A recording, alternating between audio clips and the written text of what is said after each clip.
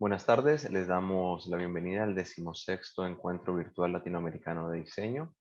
Estamos en la Comisión Diseño de Interiores, Arquitectura, Nuevos Espacios para Experiencias Distintas. El día de hoy nos van a estar acompañando los siguientes expositores, los voy a nombrar por orden de exposición y por temática. Primero va a estar Paola Ayesha Corral, con cuidado del medio ambiente en las tendencias del diseño interior. Continuará Marcela Farías de Brasil, con evolución de la cocina residencial e interiorismo post pandemia. Sigue desde Perú Zulema Iparraguirre con House Coaching, el diseño de interiores centrado en la empatía. Luego vendrá Jocelyn López de Ecuador con desarrollo social a partir del muralismo. Continúa Paola Alejandra López Gambarte desde Argentina con diseño comercial en un mundo post-pandémico, herramientas para rediseñar y resignificar espacios comerciales. Y cerrará esta comisión Alma Pineda Almaza desde México con arquitectura histórica, enseñanzas en la pandemia, de la pandemia en interiorismo. Eh, Les pedimos a todos los participantes que si tienen preguntas las dejen a través del chat. Nosotros al final de toda la comisión, si queda tiempo, les vamos a pasar las preguntas a los expositores. Las conferencias van a estar grabadas a partir del 3 de septiembre en nuestro canal de conferencias DC en YouTube. Le doy la palabra a Paola Yesha Corral para que pueda iniciar su exposición.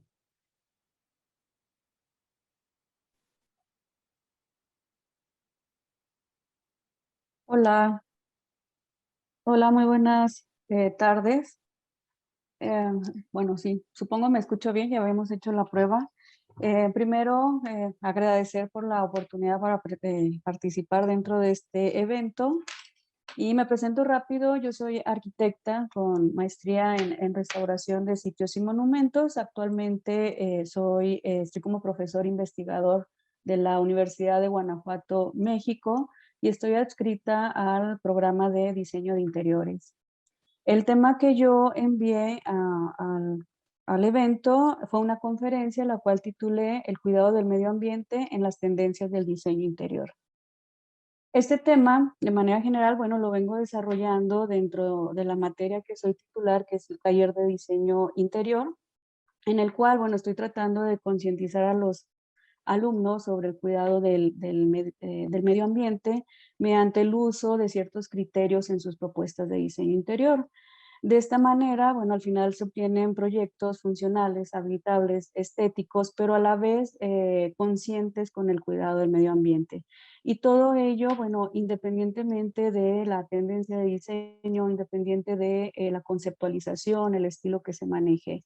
No lo estamos marcando tanto como un diseño interior sustentable o ecológico, verde, sino simplemente como criterios que son importantes de abordar casi que de cajón, ¿no? O sea, independientemente de todo, debemos de pensar en estas soluciones en las propuestas de diseño interior.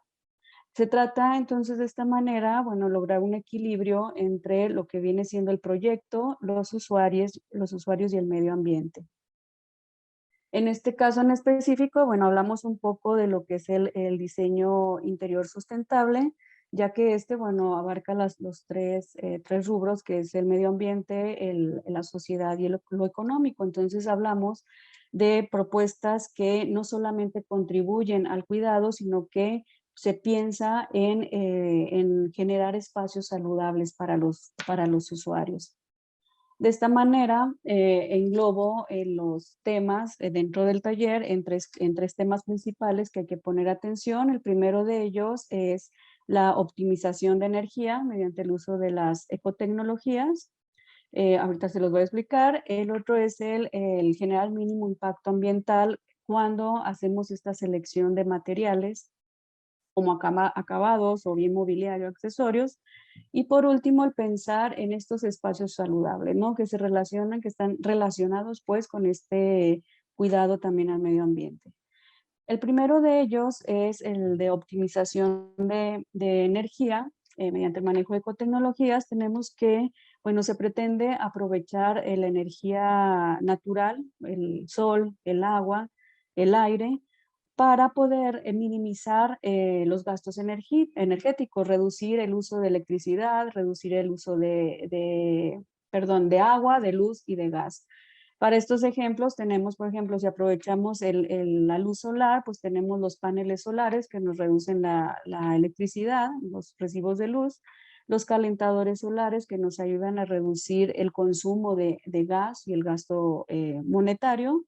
Por otro lado, bueno, tenemos también las llaves o la grifería ahorradora de agua o los sanitarios ahorradores de agua, donde, bueno, minimizamos este gasto, o bien captadores de agua pluvial, etcétera, ¿no? Ahorita actualmente hay muchas ecotecnologías que podemos emplear. Tenemos un tema que, bueno, ya requiere como que una presentación en específico, que es la domótica, que ayuda un poco en esta parte de la como ecotecnología, ya que, bueno, nos ayuda a hacer más eficiente este uso de energías. Por otro lado, cuando hablamos del mínimo impacto ambiental, en general el mínimo impacto, cuando seleccionamos los materiales tanto de construcción como de acabado, recubrimientos, incluso materiales para mobiliario y accesorios. Para ello, bien sabemos que, bueno, en diseño de interiores, tanto lo que viene siendo construcción, diseño de interiores, utilizamos mucho material, ¿no? Entonces, desde el material, desde su extracción hasta su manufactura, hasta que la colocación, pues implica cierto gasto energético, cierto, pues que tiene que ver con la obtención del material, pero también cuando tenemos esta etapa de demoliciones, ¿no? Que generamos todos estos escombros o basura que lo llevamos hacia los vertederos. Entonces, para ello, bueno, se manejan ciertos criterios, los cuales son, bueno, poner atención en la utilización de materiales que provengan de fuentes renovables o abundantes, por ejemplo, la madera o sus derivados, en donde, bueno, siempre y cuando provengan de bosques controlados, de una tala controlada, donde nosotros sabemos que estamos utilizando madera, pero esos árboles o esa vegetación está generándose de nuevo. El contemplar materiales duraderos o de bajo o nulo mantenimiento. Ahorita, bueno, hay muchos, se ha creado mucho lo que es la nanotecnología, en donde nos ayuda un poco en esta parte de mantenimiento. Estos, por ejemplo, lo que se colocan en los sillones, unos spray donde ayudan a encapsular, no sé, el agua el vino, encapsula, rueda, no se mancha el sillón, evitamos la limpieza, o lo que se ponen los cristales para evitar encapsular el agua con jabón para que no se manchen, etcétera, ¿no? Es el generar esta fácil mantenimiento, fácil limpieza de los materiales. Otro punto también que tratamos de ver es la selección de materiales de origen local.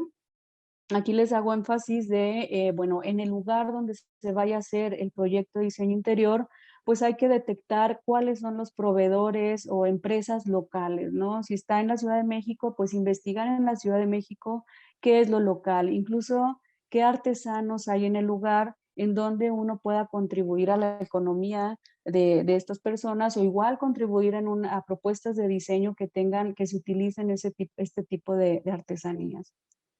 El otro punto, bueno, también es el material muy importante en lo que es diseño de interiores, son los materiales que proceden del reciclado o bien que son reciclables o reutilizables.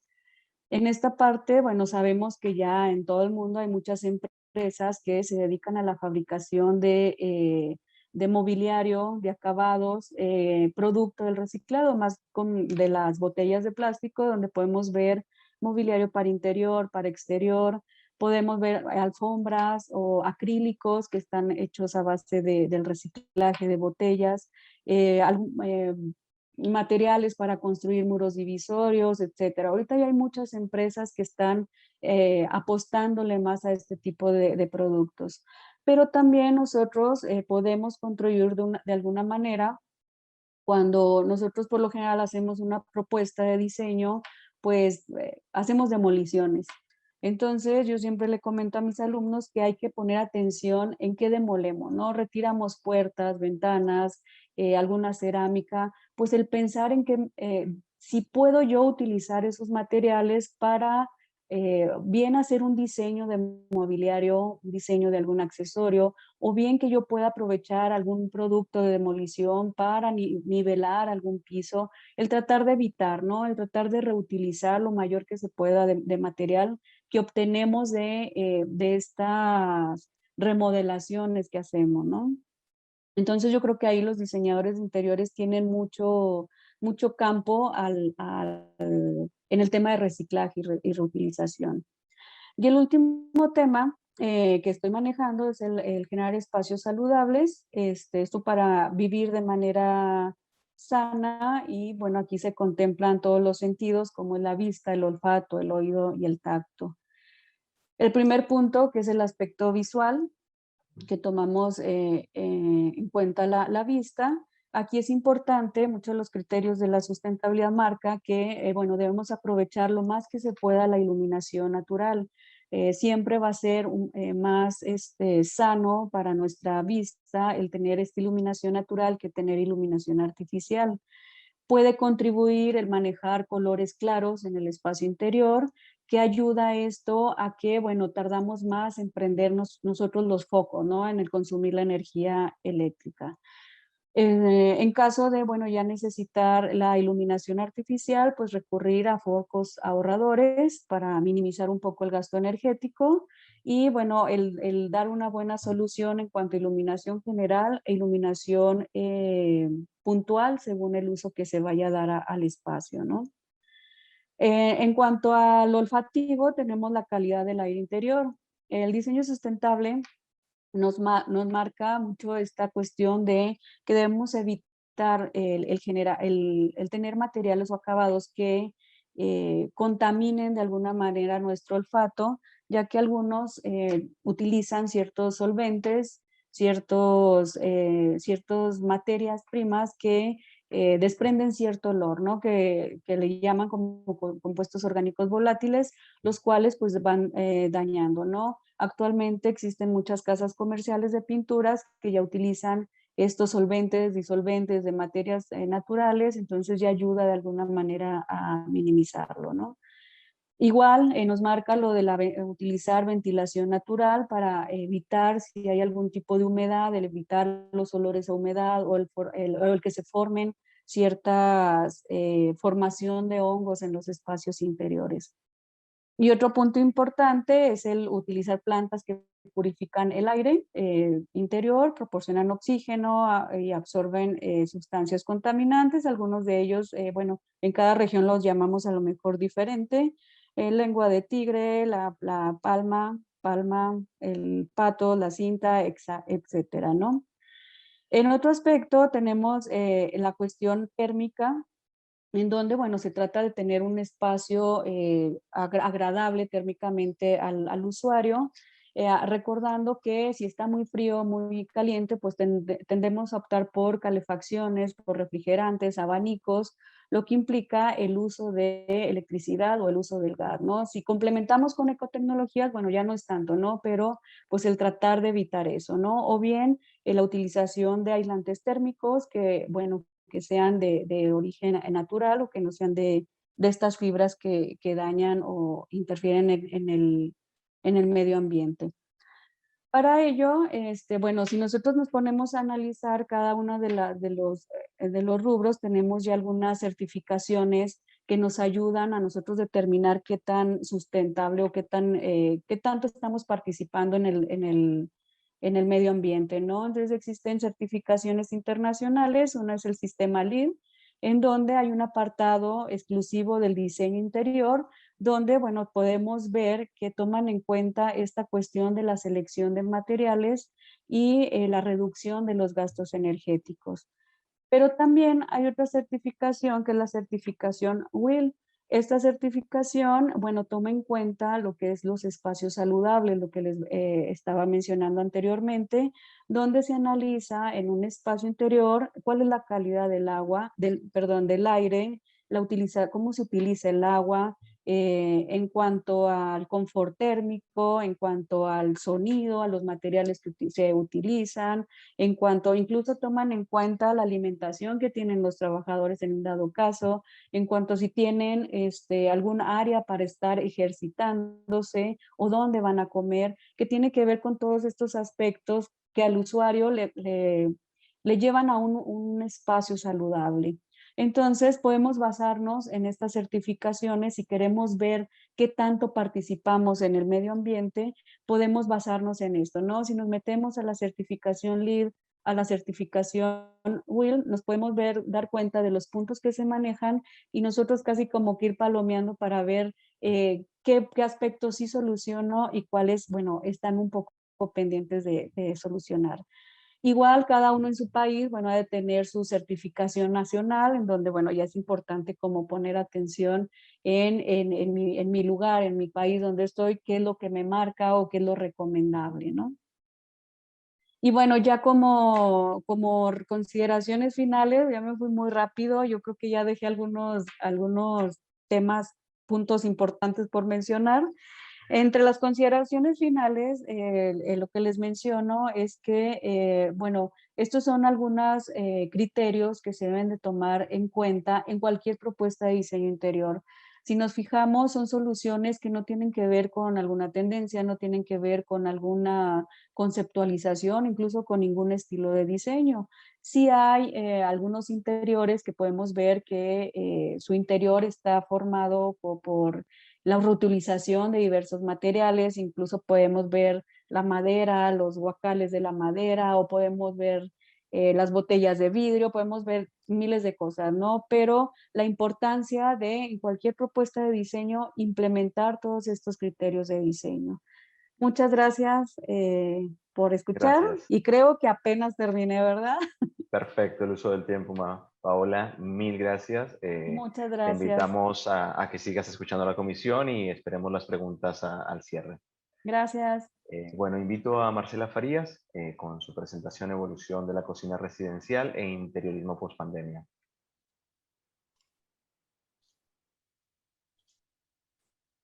Olá, boa tarde. Posso começar? Meu nome é Marcela Farias, eu sou graduanda em Design de Interiores aqui pelo Instituto Federal de Alagoas, aqui no Brasil. E hoje eu vou falar brevemente sobre a evolução da cozinha residencial em diferentes contextos e culturas e ao longo dos séculos. E também eu vou falar sobre a importância do profissional design de interiores dentro do contexto pandêmico que a gente vive hoje. Então, a cozinha, ela sempre foi importante dentro de uma moradia, desde o seu conceito inicial. E, por conta dessa importância, ela sempre foi se modificando e se adaptando e acompanhando as formas de sobrevivência da humanidade. A forma de comer, a forma de morar e também a forma de cultivar os relacionamentos, sempre dentro desse núcleo familiar. A cozinha, ela sempre foi essa base. E com a pandemia de Covid-19, a gente foi provocado a fazer mudanças e adaptações em nossas casas. E a cozinha, ela foi um desses pontos de interesse para a gente realizar essas adaptações. Porque ela é o local onde a gente come, onde preparamos refeições, onde nos reunimos, e muitas vezes ela tem esse contato direto com a área exterior, através da área de serviços, da lavanderia, ela tem esse contato. Então, ela foi alvo de mudanças ligadas à nossa forma de sobreviver e de relacionar com a casa, como ela vem sendo, né, desde o seu princípio. Então, para entender um pouco dessa evolução da cozinha, entender como a influência das características culturais, sociais, econômicas, alimentares e até climáticas modelaram o design da cozinha que a gente conhece hoje, eu vou traçar um breve panorama aqui, um breve panorama histórico do ambiente, aqui em forma de linha do tempo. Vou compartilhar aqui com vocês.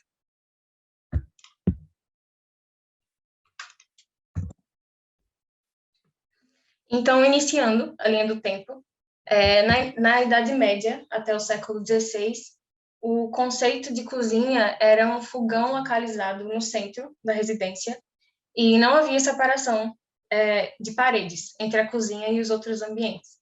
E, por isso, os resíduos gerados no preparo de alimentos, a fuligem, a fumaça, se espalhavam pela casa toda. E aí, só com a invenção da lareira, que a casa passou a ficar, a cozinha e a casa passou a ficar mais limpa. E aí, vindo aqui para o Brasil, do período colonial, até o final do século XIX, percebemos forte influência do clima e também da forma de cozinhar indígena que era realizada na área externa. E todos esses aspectos, eles desprenderam a cozinha do corpo principal da casa, e aí ela se tornou um local separado, longe da casa, onde aconteciam vários serviços misturados. Vários tipos de serviços pesados, serviços sujos, e ali no meio havia a preparação de alimentos, que acontecia em um fogão montado no chão. E ela permaneceu assim até o século XIX. E aí, no final do século XIX, no início do século XX, foi quando a cozinha brasileira sofreu mudanças significativas no espaço, provocadas também pela preocupação com a higiene e a segurança das moradias. Então, eu posso citar as epidemias de febre amarela de 1893 e a gripe de 1918, que levaram as autoridades públicas a regulamentar esse espaço, com o objetivo de esclarecer o espaço, de delimitar ele. Tanto o espaço arquitetônico, o espaço físico, quanto as funções que seriam atribuídas a ele daí para frente. E, como exemplo desses documentos, eu trago aqui o Código Sanitário, de 1918, e o Padrão Municipal da Cidade de São Paulo, de 1920. O que é interessante nesses documentos é que as regulamentações para as futuras edificações que seriam construídas, né, daí para frente, elas enfatizam esse distanciamento do ambiente doméstico, o ambiente íntimo, para o ambiente exterior. Então, há essa delimitação, a cozinha volta para o corpo principal da casa, e a partir daí ela foi só evoluindo, principalmente a partir da implantação do fogão a gás, das redes hidrossanitárias, e também começar a receber os equipamentos e os eletrodomésticos que começavam a ser importados para cá. E aí, avançando pelo século XX, agora saindo do Brasil, indo para os países europeus e os Estados Unidos, a cozinha, nessa época, ela já era um espaço estimado, valorizado, e, por sua importância, ela era objeto de estudos e pesquisas, publicações em revistas e etc., que visavam a melhoria do ambiente como um todo. Então, nessa época que foram consolidados alguns parâmetros projetuais que a gente usa até hoje, como a ergonomia, a iluminação natural, a iluminação artificial, o fluxo de trabalho, setorização de tarefas, escolha dos materiais e investimentos corretos, até chegar na estética do espaço. Então, a cozinha, ela não era só valorizada funcionalmente, ela também passou a ter a personalidade de quem a utilizava. E aí eu posso destacar duas cozinhas residenciais desenvolvidas nesta época, que são consideradas marcos na história do design e abriram caminho para a nossa cozinha contemporânea de hoje. Então, aqui, nesse slide, eu trouxe para contrastar e para ilustrar uma pintura de Almeida Júnior, da cozinha colonial, e ao lado, a cozinha da casa Amhon, projetada pela designer da Bauhaus, Benita Otti, na década de 1920. Então, essa cozinha, ela ilustra os parâmetros modernos, com a entrada da iluminação natural, a bancada contínua, de superfície limpa, de fácil manutenção, e as banquetas também posicionadas para salvar espaço.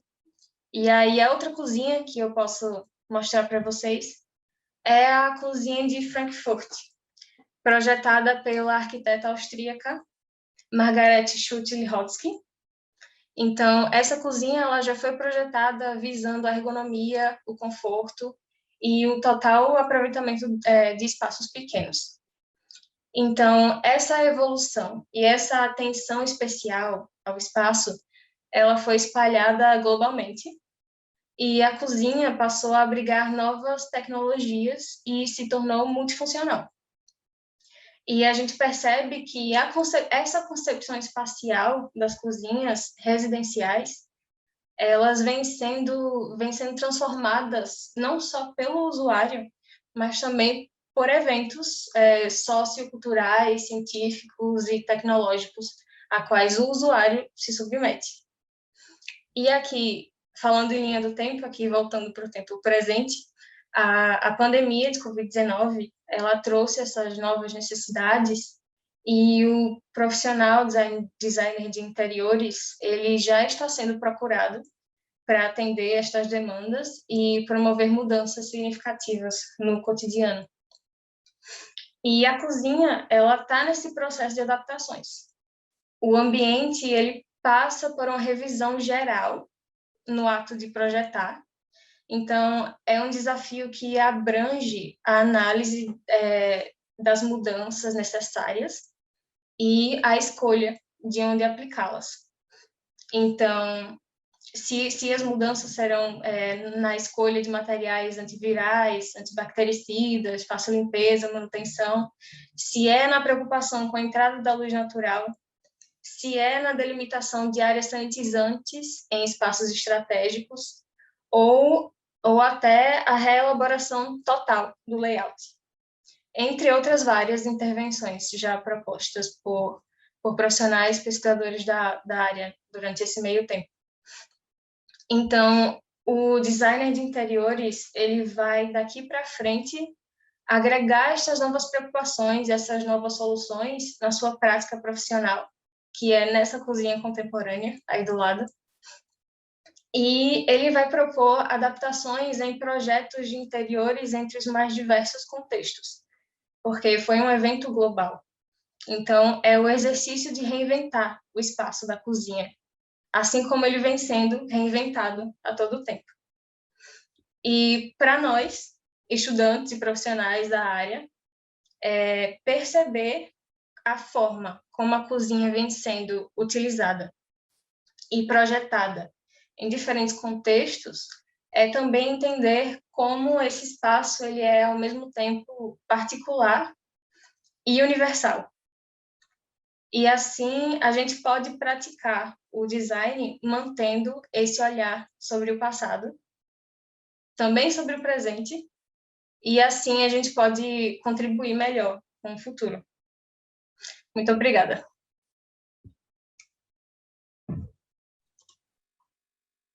Gracias, Marcela. Bueno, te invitamos a que nos esperes con la cámara apagada para ver la siguiente exposición. Al público le recordamos que las grabaciones estarán a partir del 3 de septiembre en nuestro canal de YouTube, Conferencias DC. Le damos el paso a Zulema Iparraguirre desde Perú con House Coaching, el diseño de interiores centrado en la empatía. Hola, ¿qué tal? Yo soy Zulema Iparraguirre, soy de Lima, Perú. Estudié diseño de interiores y también House Coach. El día de hoy les voy a compartir un poco acerca de qué es el House Coaching, que ha sido el tema principal de mi ponencia en video. Entonces, ¿qué es el House Coaching? El House Coaching es una nueva manera de enfoque en el diseño de interior, donde el espacio se convierte en una herramienta para el autoconocimiento, para aumentar nuestro amor propio, promover el crecimiento personal también y fortalecer nuestros vínculos. ¿Cómo lo hacemos? En este caso, en nuestros proyectos de interiorismo, vemos las necesidades estéticas y funcionales de las personas, de los usuarios, pero ahondamos mucho en las necesidades emocionales de las personas. Incluso vemos los pensamientos limitantes de las personas que han hecho que ellos no tengan su espacio, sus ambientes como desearían. Trabajamos en ello, los acompañamos en sus procesos y finalmente desarrollamos este proyecto de interiorismo ahondando en estas necesidades emocionales de ellos. Entonces, el día de hoy les voy a mostrar un caso importante para mí, en donde podemos ver que la usuaria, la clienta, Ella tiene 30 años, vive en la casa de sus papás, le agrada mucho viajar. Ella no pasaba mucho tiempo en este ambiente que les voy a mostrar, que es su habitación. Realmente ella llegaba básicamente a acostarse, a descansar, ¿no? E iniciaba su día fuera de la casa. Entonces, voy a mostrarles las imágenes y continúo con la explicación.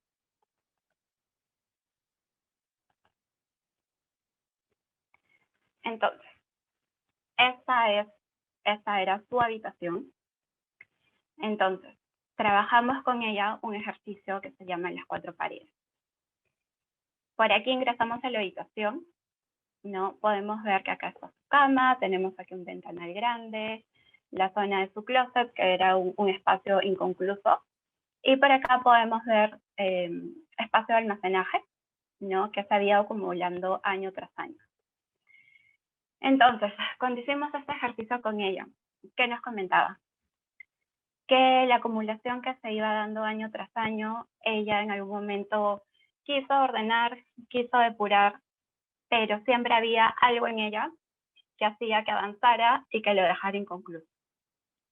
Ella en su día a día, cada vez que ingresaba a ese ambiente, hacía como si eso no existiera, ¿no? Porque le causaba mucha frustración a ella. No se había animado a colocar colores en las paredes, ¿no?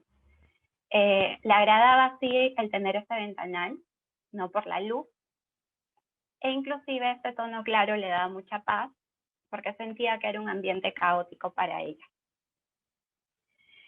En la conversación que tuvimos con ella, nos pudimos dar cuenta que este espacio para ella siempre fue un espacio momentáneo, un espacio, llamémoslo, de tránsito. Cuando ella estaba pequeña, pensaba estar en este dormitorio un par de meses, semanas, porque la idea es que a ella le iban a dar un ambiente más grande en su casa. Pero finalmente esto nunca se dio por diversos motivos. Ahora que ella ya es adulta, pensaba independizarse, mudarse pronto. Y ella también cuestionaba, ¿no? Si me voy a mudar, si me voy a independizar, ¿para qué voy a invertir en este espacio que finalmente no es mío? Finalmente, en esta conversación pudimos identificar algunos pensamientos limitantes que ella tenía. Por ejemplo, ella comentaba que no se quiere conectar con ese espacio porque es un ambiente temporal. Entonces, con las herramientas del coaching, pudimos darle vueltas a ese pensamiento. Entonces, un nuevo pensamiento fue, si bien este espacio es temporal, es mío ahora y debo de pensar en mí ahora, finalmente en su presente. Otro pensamiento fue, no tengo suficiente dinero para realizar los cambios que quisiera. Y ella se pudo dar cuenta que puede generar los cambios que necesito con un presupuesto acorde a mí, un presupuesto acorde a ella. También sentía que su ambiente, su espacio era muy pequeño. Y se dio cuenta que con una buena distribución se puede optimizar el espacio. También consideraba que no tenía tiempo para ordenar todo, que iba a ser muy desgastante para ella. Y priorizaba su tiempo en otras actividades. Ella se dio cuenta que hoy piensa en ella, porque ella estaba haciendo un trabajo interior muy fuerte y que prioriza su tiempo en su bienestar.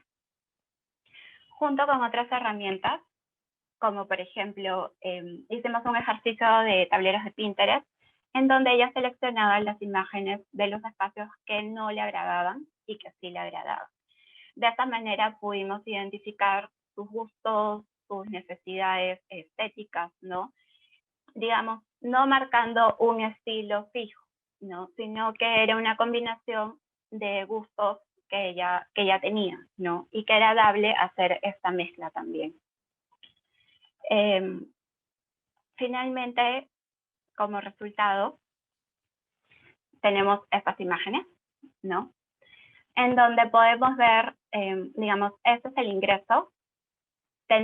Mantenemos en la misma,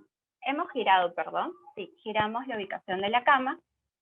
En la parte superior tenemos este detalle con las repisas y otros elementos que para ella esa representa su pared de la felicidad, su espacio de la felicidad, que para ella la conecta con su lado creativo.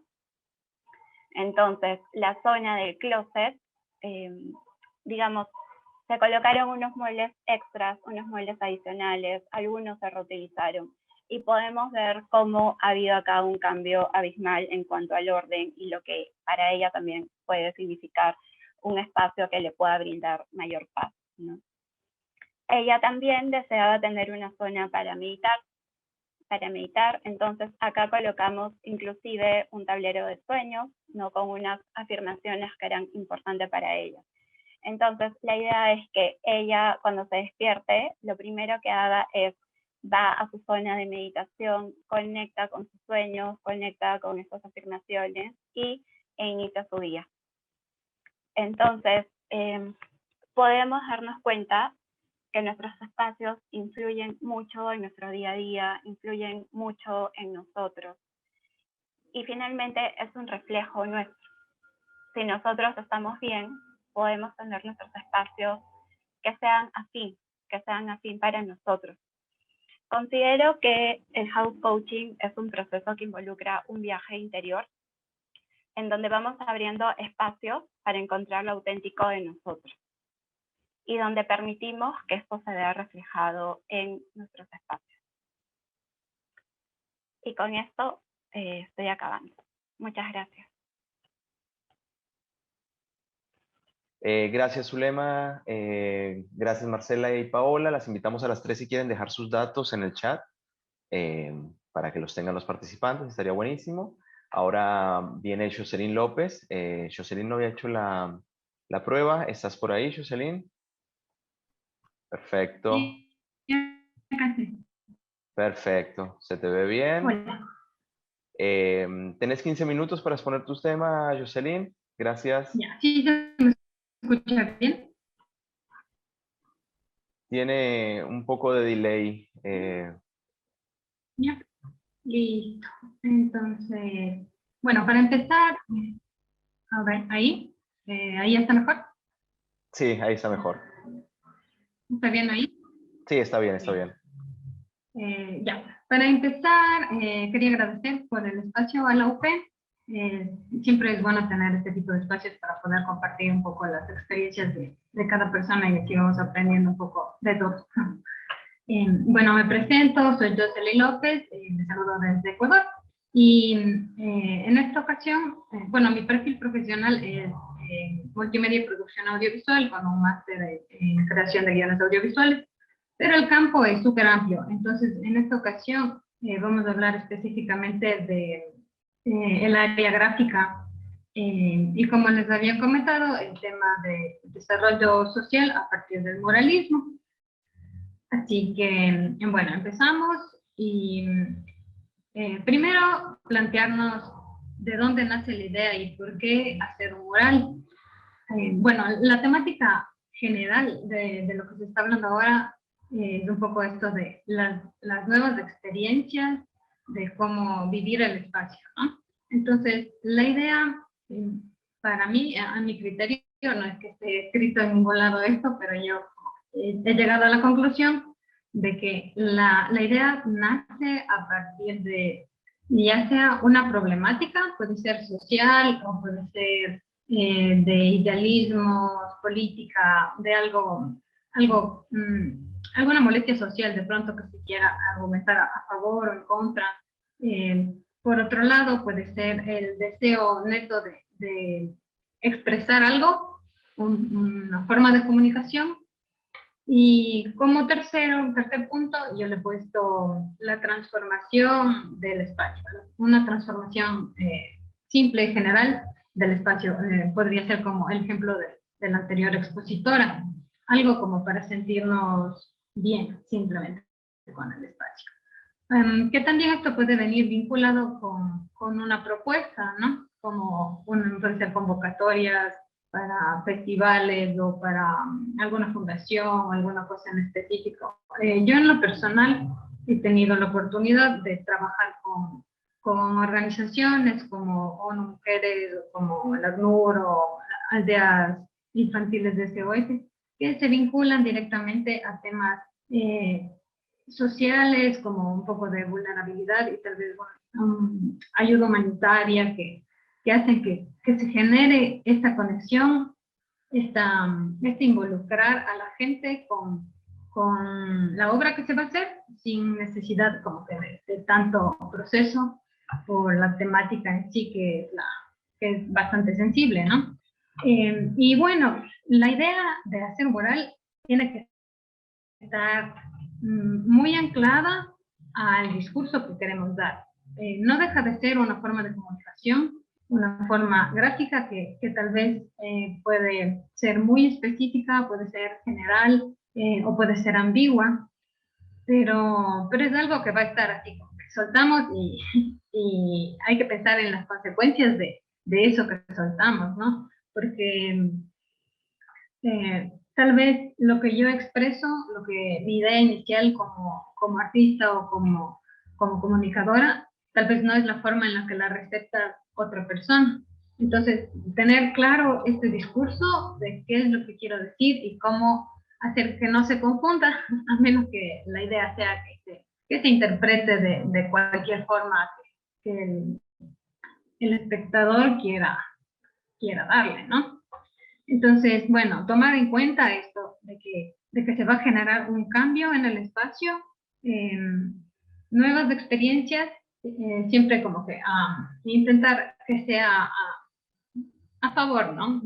Que vaya como que de acuerdo al plan, que se pueda tocar una fibra íntima de la persona y llegar con un mensaje, llegar con este discurso, que como les comento sería lo ideal que esté bien claro antes de empezar la idea, de empezar ya a plasmar. Bueno, también que una vez que tengamos la idea, tengamos el discurso bien claro, esta conceptualización, saber que se puede potenciar todo esto, potenciar el espacio y la expresión artística que vamos a hacer a través de estudiar mucho el espacio. Claro que puede ser algo muy espontáneo, ¿no? Pero siempre es mucho mejor si es que se hace un estudio previo y una planificación. Quería compartirles la pantalla para mostrarles de lo que habla. A ver, ahí no sé si se ve. Ya, bueno, por ejemplo, acá lo que les mencionaba, el estudio del espacio. Acá estamos viendo cómo era antes, cómo era después. Hay muchísimos espacios que se ven realmente deprimentes y que se pueden aprovechar de forma extraordinaria si se da la apertura al espacio a la gente que tiene este talento y que tiene estas ganas y demás, ¿no? Entonces, bueno, vemos ejemplos de cómo se hace este cambio, o sea, cómo incluso a partir de esto se puede potenciar desde la parte turística, desde mejorar, no sé, la seguridad o vincular con algún proyecto para que se incluyan, no sé, los jóvenes o autoridades de posibilidades. Y esto que les muestro ahora simplemente es como hacia los exteriores. Creo que la mayor parte de expositores se va a referir un poco más hacia el interiorismo, pero bueno, el espacio se disfruta tanto fuera como adentro. Entonces, bueno, vamos a empezar con esta parte que es exteriores, que es lo que yo más manejo, y también les digo poner el ejemplo de interior, que sería acá. Ya. No sé si se puede ver ahí la pantalla. ¿Sí? ¿Alguien me confirma, por favor? Se ve la pantalla, Jocelyn, la que estaba, donde están los antes y después. Bueno. Como vemos acá, ahora ya le cambié. No se ve el cambio.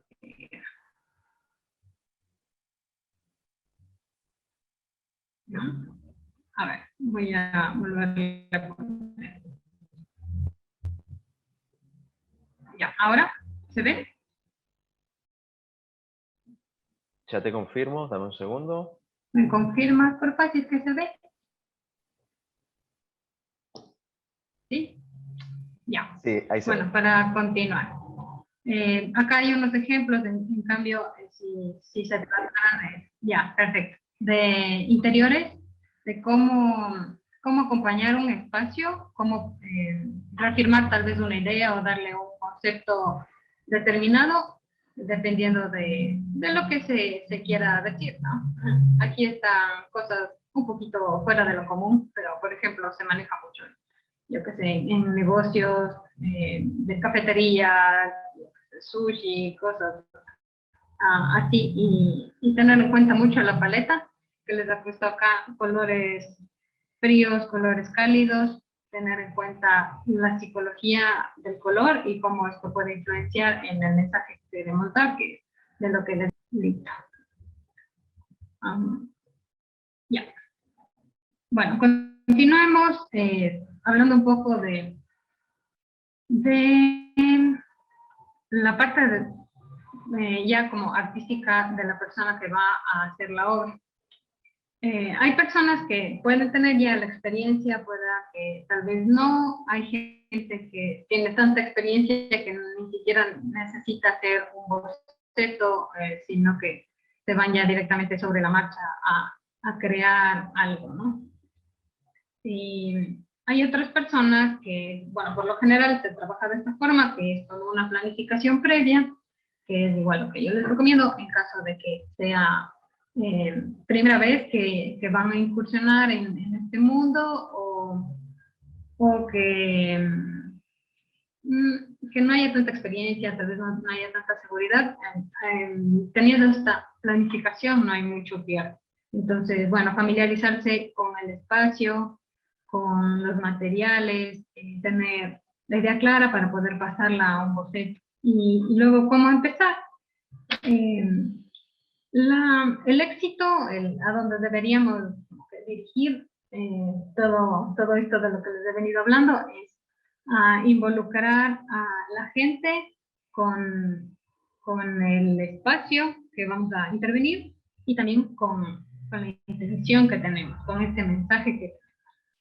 Así que, bueno, les he resumido un poco en unos esenciales, unos highlights de cómo poder empezar, como que qué pasos más o menos tendría yo que seguir a tener en cuenta para poder, desde que tengo la idea, empezar a hacer las cosas hasta llevar a cabo y ya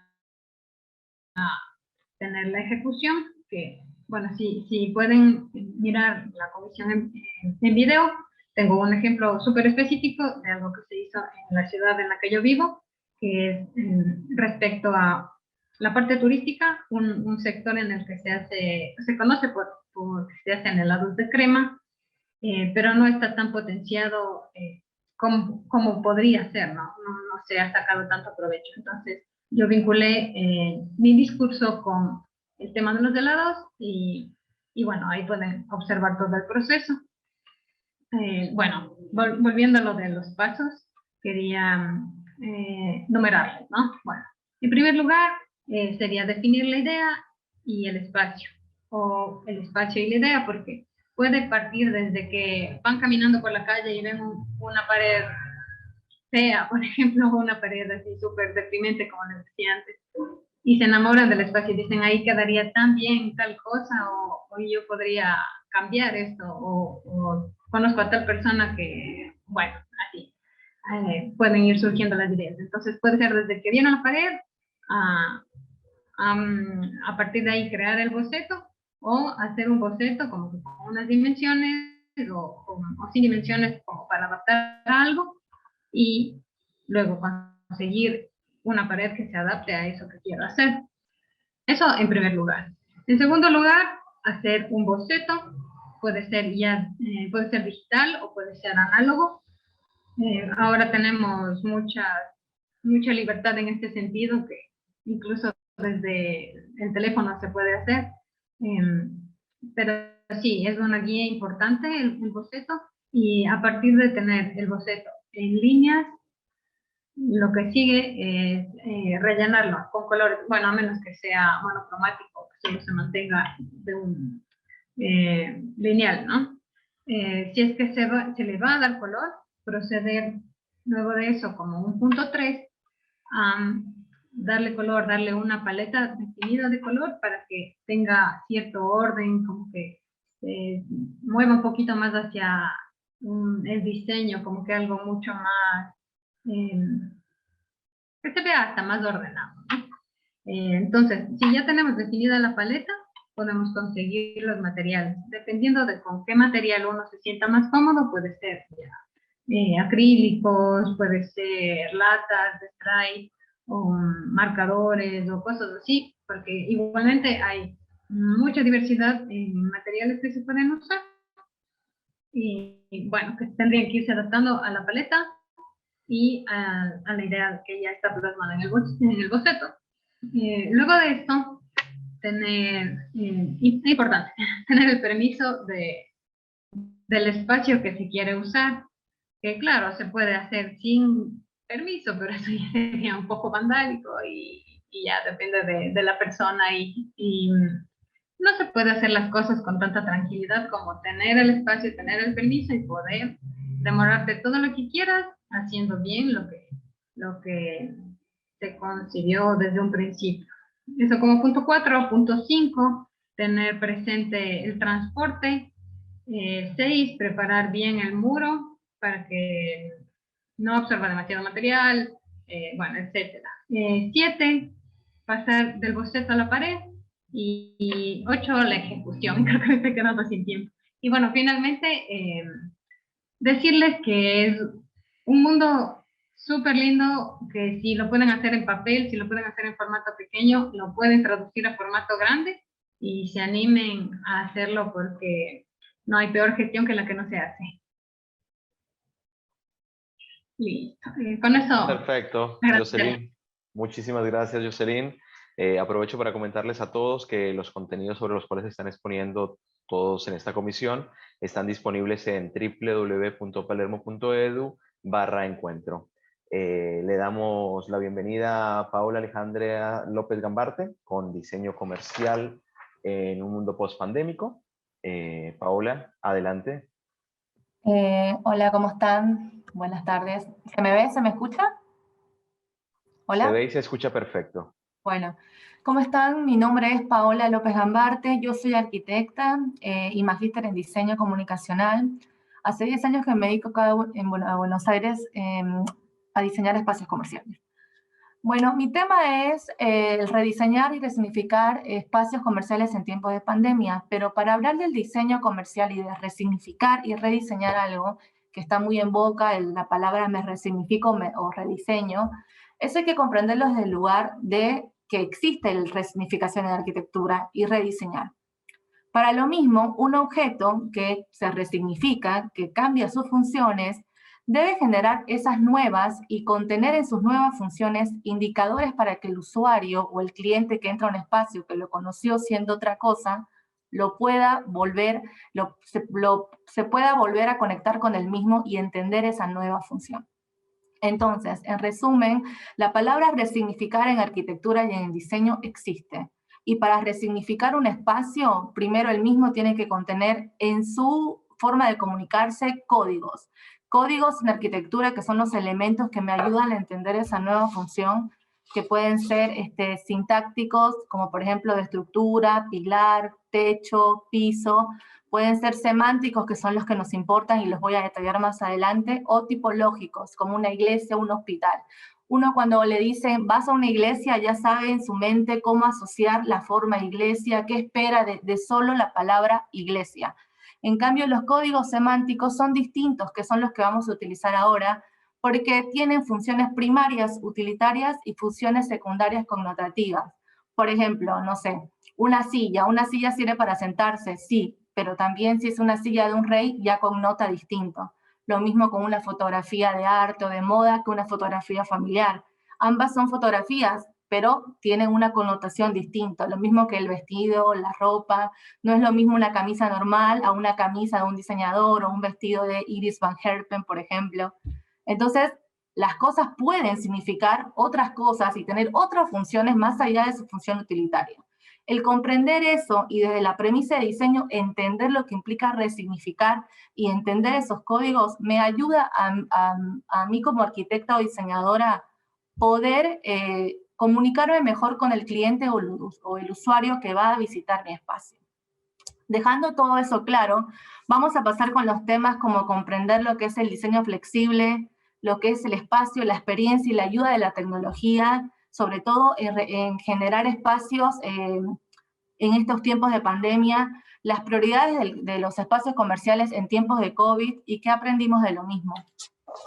Bueno, el diseño flexible, sobre todo comprender que el diseño flexible es darle un giro a la distribución espacial ya de tu tienda comercial o de tu espacio. Por ejemplo, no es entrar en obra y volver a hacer uno nuevo, sino capaz pensar que el espacio físico que tengo, que ahora quizá no tenga mucha visita de cliente, puede ser una plataforma para que sucedan cosas en mi espacio virtual, que es una red social, una página web, un Instagram, un Facebook, donde ahora todo se maneja por redes y por esas plataformas virtuales.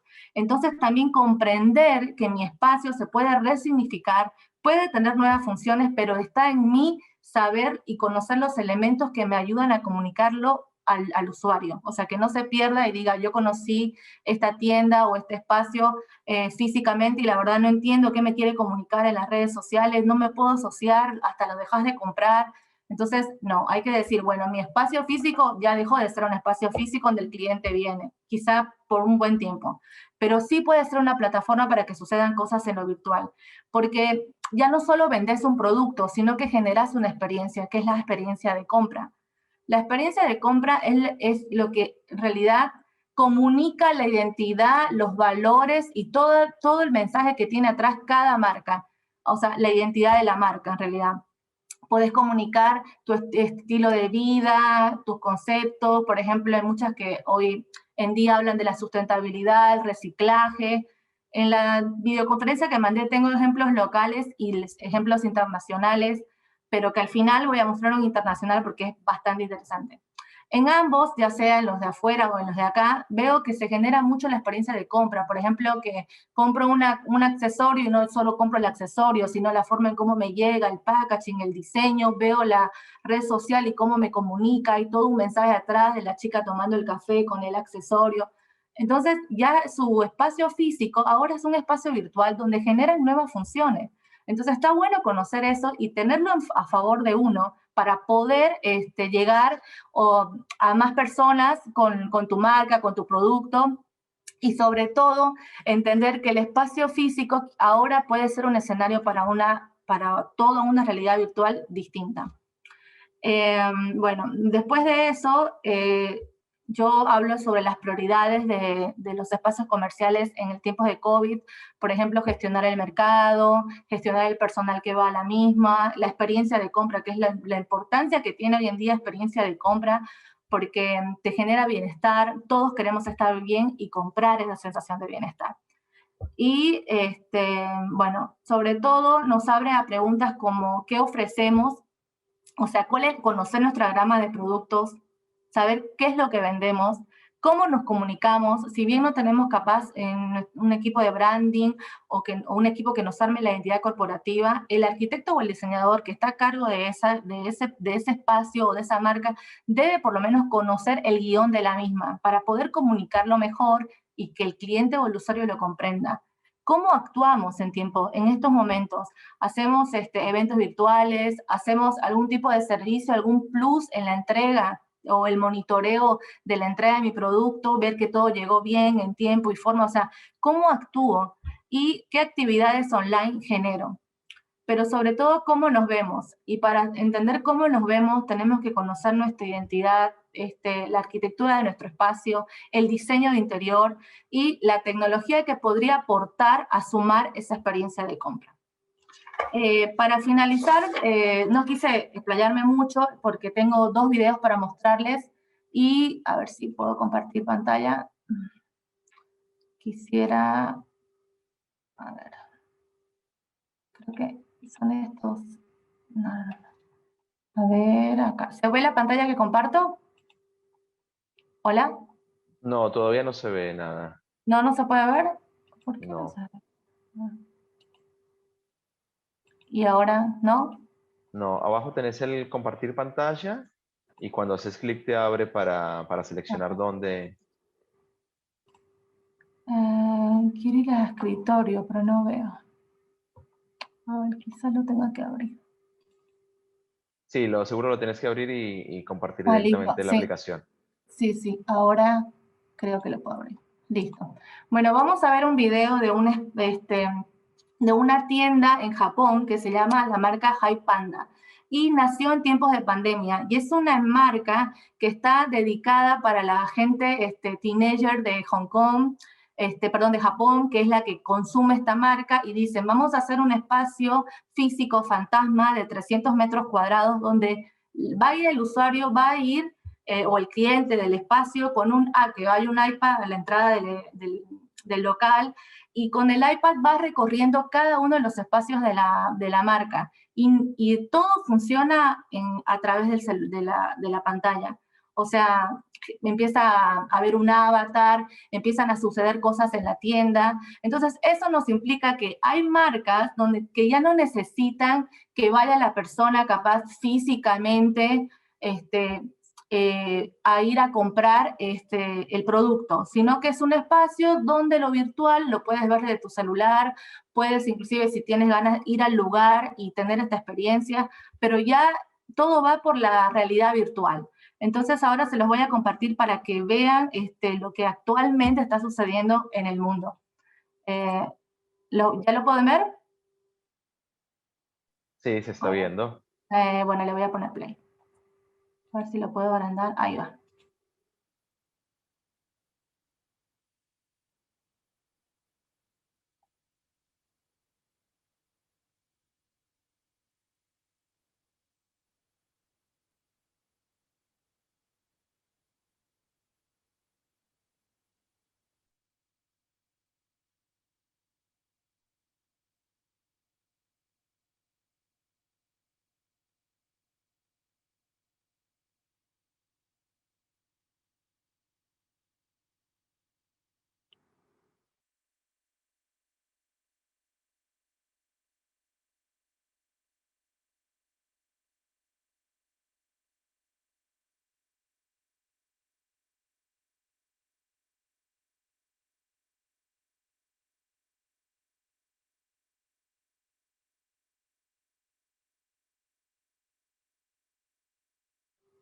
Bueno, eso nos muestra, a ver si sigo.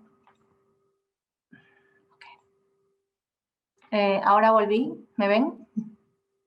¿Hola? Sí, sí, sí, te vemos. Bueno, eso nos muestra, eso es un ejemplo de que toda la marca está pensada en que va a suceder en la realidad virtual. O sea, está el espacio físico, sí, pero también está el espacio virtual. Y lo importante que es hoy en día saber que estamos viviendo como en dos realidades, el espacio físico, el espacio virtual, y que son dos plataformas que podríamos vincular para potenciar nuestra marca y diseñar, desde la premisa de diseño, tener una concepción para poder ampliar nuestras posibilidades, ¿no? No solo tiene que ser físico, sino también virtual.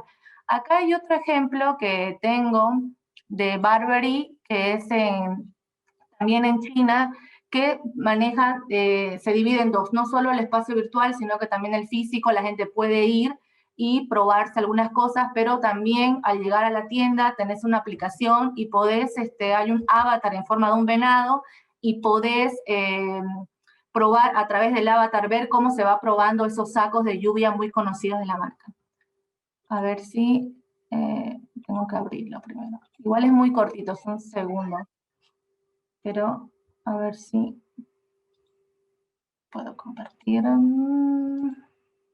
Acá está. Ahí va.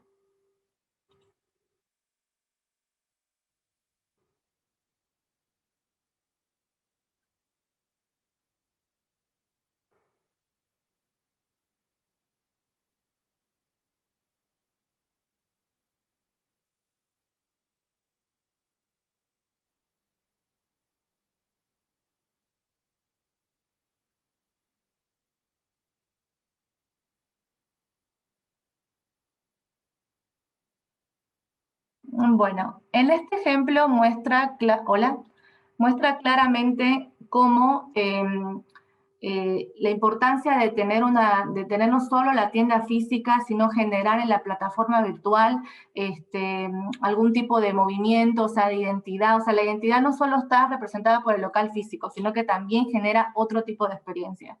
Y nada es accidente, porque si bien Burberry es una marca inglesa, el 80% de la gente que compra en esa marca vive en la China. Entonces, para ese tipo de clientela fueron que pensaron este nuevo tipo de espacio, ¿no? Espacios que se dividen entre mitad virtualidad y mitad espacio físico. Lo mismo que la marca anterior que acabamos de ver, Hi Panda, es en Tokio, es donde más se vende, y no solo compras, son remeras nada más, son, no sé, remeras blancas, pero compras no solo la remera, sino la experiencia de compra, de adquirir ese producto, de lo que me genera tener una remera Hi Panda, y toda la tecnología que se enfocaron para ese país. O sea, no es accidente, significa que la gente ya lo consume, ya lo requiere y también ya lo exige. Entonces, para finalizar, solo quería comentar que cuando nosotros rediseñamos y resignificamos un espacio comercial, primero tenemos que entender qué implica resignificar y rediseñar, y sobre todo conocer qué comunicamos, qué contamos nosotros que nos hace diferente a los demás. Que de nuestro espacio físico capaz no tengo que entrar en obra y hacer un nuevo local, sino que puedo generar nuevos escenarios para nuevas plataformas. Gracias. Perfecto, gracias Paola. Bueno, le damos la palabra a Alma Pineda para cerrar esta comisión y después vienen las preguntas. Alma, adelante. Sí, muchas gracias. Buenas tardes a todos. Igualmente me gustaría presentarme. Soy arquitecta, tengo la maestría en restauración de sitios y monumentos y también soy compañera de Paola Aisha Corral de la Universidad de Guanajuato. Soy profesora de la maestría de restauración de sitios y monumentos y doy la asignatura de historia de la arquitectura mexicana. Y es muy interesante ver varias cosas que han pasado pues, desde hace muchos siglos y que ahora sería interesante volverlas a retomar. Por eso he nombrado a mi presentación Aprendiendo de la historia. No sé, Carlos, si se puede ver, si me estoy viendo o no, porque yo nada más Sí, veo... se te ve, se te ve, okay. Se te ve. Bueno, entonces, primero que nada quiero empezar con un antecedente general. A la fecha tenemos más de 4.158.000 muertos en todo el mundo precisamente por el coronavirus. Estados Unidos es el país que tiene mayor cantidad de muertos, tiene 10.000, perdón, y en cuanto a contaminación, pues estamos prácticamente con 193.000 millones de contagiados, y que es un asunto grave realmente a nivel mundial. ¿Cuáles son las indicaciones que nos dijo la OMS, la Organización Mundial de la Salud? Nos dijo, quédate en casa. Ese es el primer punto. Entonces, en ese sentido, cuando nos dice quédate en casa, en el caso de México, todas las estrategias de la Secretaría de Salud se centran específicamente a tratar de evitar la contaminación, la pandemia, controlándola, todos permaneciendo en casa. Y creo que eso en cierto sentido se repitió en todo el mundo. Y esto hace que entonces, al habitar la vivienda, se vuelvan nuevamente a ver las condiciones en las que está la vivienda. Y en este sentido, me gustaría comentar un asunto también que tiene que ver con la ONU, que tiene que ver con la habitabilidad. ¿Qué es la habitabilidad? Entonces, la ONU define a la habitabilidad como una característica de la vivienda que tiene que dar seguridad, que nos proporciona un espacio suficiente para vivir, para estar bien, para protegernos contra el frío, la humedad, el calor, incluso otro tipo de riesgos, ¿no? Entonces, en ese sentido, tendríamos que ver que la vivienda, y más al estar encerrados, pues hemos descubierto que la vivienda tiene muchos problemas también, ¿no? Entonces, en ese punto, También tendríamos que analizar que el término de habitabilidad, y bueno, me imagino que en sus países también, en el caso de México, hay muchos estudios sobre el término de habitabilidad. Y el término es muy amplio, ¿no? Entonces, habría que analizarlo. Hay una doctora que es argentina, pero que vive aquí en México, que se llama Alicia Sicardi, y ella ha trabajado precisamente este concepto de habitabilidad en varios niveles, ¿no? En términos urbanos, en términos regionales, un poco más locales del barrio, es decir, puede ser una vivienda habitable cuando tienes todos los servicios de cercanos, ¿no? Es decir, tienes carnicerías, tienes panaderías, tienes todos, incluso transporte, ¿no? El más grande del concepto de habitabilidad es de estas zonas donde están afuera de la ciudad prácticamente y estás buscando el transporte ideal, la vialidad, todo este tipo de sistemas que te conecten con el centro de la ciudad. Y el más pequeño, digamos, en términos de dimensiones, pues está la habitabilidad de la vivienda. Y es en este punto en donde me quisiera centrar, ¿no? Es en donde hablamos de la habitabilidad, pero de la vivienda, ya aislándonos un poquito de todos los demás servicios, en cómo está funcionando esa vivienda. Por ahí hace un momento vimos algunas imágenes que presentaron algunas compañeras en este mismo bloque, en donde vemos que nosotros también tenemos estos problemas de vivienda. Voy a intentar mostrar aquí algunas imágenes. No sé, Carlos, si me podrías decir si estoy compartiendo pantalla, si se ve ve, tu pantalla, sí. por favor. ¿Sí se ve? Sí, se ve perfecto. Bueno, entonces, hablaba yo, esta es parte de la presentación que envié en la ocasión que nos la pidieron grabada. Aquí simplemente estoy hablando de algunas de las sugerencias, pero sí quería mostrarles algunas de las situaciones en las que muchas veces la vivienda la encontramos, el común de la vivienda, ¿no?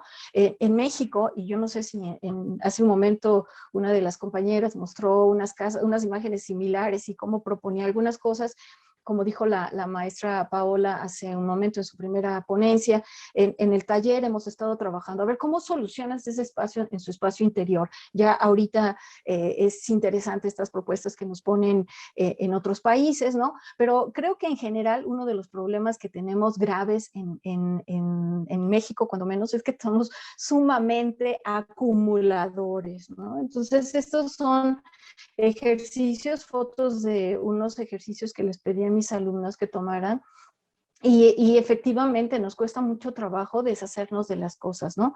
Tenemos muchas cosas que hay que ordenar. En este sentido, el espacio interior en tiempos de coronavirus nos dice que tenemos muchos problemas, ¿sí? Entonces, lo primero que tenemos que hacer es tener un espacio en donde ya no vamos a contaminar ni que nos contaminen, por eso tenemos que quedarnos en casa. Tenemos que limpiar y ordenar la casa, tenemos que ventilar y asolear, tenemos que aprovechar los espacios que tenemos, por muy pequeños, a veces tenemos patios llenos de sillas rotas o de mesas que ya no sirvan o de mobiliario o de cosas que no quiere uno tirar porque uno va a arreglar, pero no termina uno de arreglar. Y en ese sentido se van haciendo espacios que se desaprovechan, ¿no? Entonces, y sobre todo, reconsiderar el espacio interior. En este sentido, hemos tratado de ver aquí varios aspectos generales sobre ordenar, reformar, dividir, crear nuevos espacios. Esta parte de ahorrar agua, ahorrar luz, porque estamos desperdiciando ahora mucho, como estamos utilizando mucho el espacio de la vivienda, ¿no? La limpieza, ventilar, asolear, redistribuir, es decir, todo esto es, digamos, la esencia. Pero esta ponencia va dirigida especialmente a aprender del pasado. Y quiero empezar precisamente con algunos términos, con algunas frases que son muy interesantes y muy bonitas para a mi modo de ver, ¿no? San Agustín decía, La belleza es el esplendor del orden y muchas veces sabemos que esos espacios interiores a veces requieren, en primer lugar, el orden, deshacernos de todo lo que nos sirve y empezar a acomodar las cosas como van.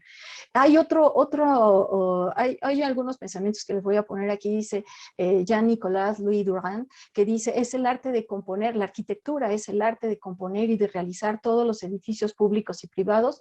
Para que un edificio sea conveniente, es preciso que sea sólido, salubre y cómodo. Y entonces, en ese sentido, vamos viendo cómo ya vamos viendo hacia dónde va guiando estas imágenes. Obviamente, la arquitectura del siglo XX, vista a través de Le Corbusier y a través de Mies van der Rohe, nos dan también otros elementos claves, ¿no? Dice Mies van der Rohe, la arquitectura es el verdadero campo de batalla del espíritu, y en este caso, al estar en casa, precisamente nos llevamos esta batalla interior en nuestros espacios interiores, ¿no? Y bueno, lo que dice Le Corbusier, la casa debe de funcionar como una máquina, que te sirva para lo que es, para trabajar, para comer, para dormir, para vivir.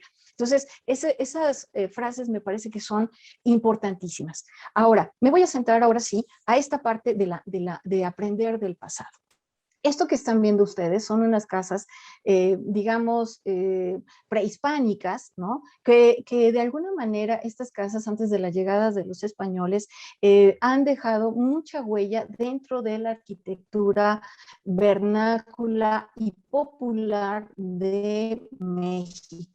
En diferentes regiones, México tiene muchos climas, fríos, calientes, húmedos, en fin, desérticos, y la arquitectura vernácula tiene un papel fundamental, y esto también tiene que ver con algunas situaciones que nos comentaba la maestra Paola en el sentido de la arquitectura que es sustentable, ¿no? Que va resolviendo los problemas climáticos, que no es contaminante y demás. Entonces, este tipo de vivienda es la vivienda maya, la tradicional vivienda maya, que desde antes de la llegada de los españoles se hacía y que todavía lo vemos en muchas de las poblaciones de la zona de Yucatán, de la península de Yucatán. Y vemos aquí cómo los materiales nos ayudan precisamente a ver esta formas de solucionar los problemas que decíamos, ventilar, iluminar, limpiar. Y en este sentido, estas casitas tienen una entrada. La casa prehispánica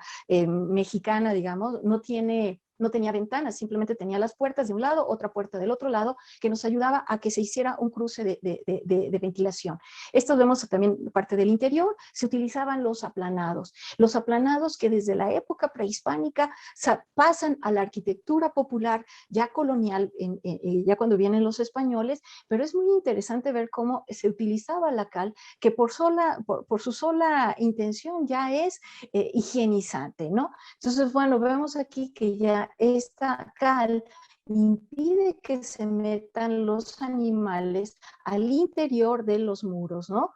Tenemos aquí techos de palma utilizando los elementos característicos. Esto que estamos viendo aquí es una población muy bonita en Michoacán que se llama Pátzcuaro, y aquí vemos ya también, esto ya es arquitectura colonial. Vemos aquí casas en donde los techos a dos aguas hacen que el agua corra, que el agua no se concentre en las casas.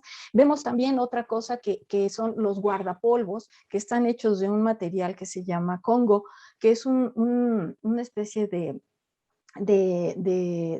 hierro rojo que se combina con la cal y sirve también como para limpiarse y ocultar un poco también la suciedad, tanto en interiores como en exteriores. Así los guardapolvos entonces se integran a la arquitectura y que también ayudan a conservar la limpieza de la casa.